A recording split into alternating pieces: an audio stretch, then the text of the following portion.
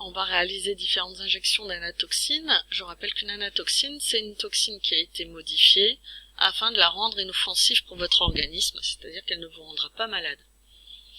Donc ici, on réalise une première injection au jour 0, et je vais faire une deuxième injection au jour 14, afin de savoir à quel moment et en quelle quantité votre organisme va produire des anticorps antitétaniques.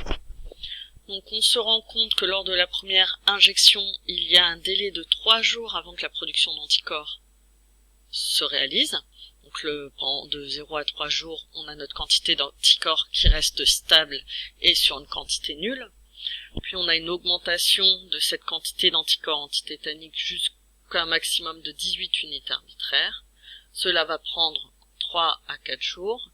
Puis on a une diminution du nombre d'anticorps antitétaniques pour que sa valeur redevienne comme la valeur initiale, c'est-à-dire à 0. Si on réalise une deuxième injection, cette fois-ci, on s'aperçoit tout d'abord que le délai de production, cette fois-ci, n'existe plus. Donc on va avoir une production d'anticorps antitétaniques immédiate. Deuxième élément important, la production d'anticorps antitétaniques va être beaucoup plus élevée, puisque là on atteint un maximum d'environ 68 unités arbitraires.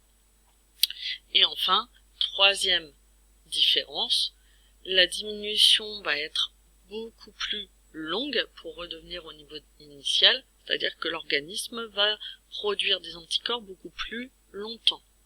Donc, ici, grâce à cette deuxième injection, on aura une protection de notre organisme qui sera beaucoup plus efficace. C'est donc là-dessus que va se baser les vaccins. On va vous mettre en contact avec des antigènes, d'accord, qu'on a rendus inoffensifs bien entendu, afin de faire en sorte que dans votre organisme, des lymphocytes restent en mémoire pour qu'ils reconnaissent plus rapidement l'antigène au cas où vous le rencontriez cette fois-ci pour de vrai, d'accord, et non pas dans un vaccin.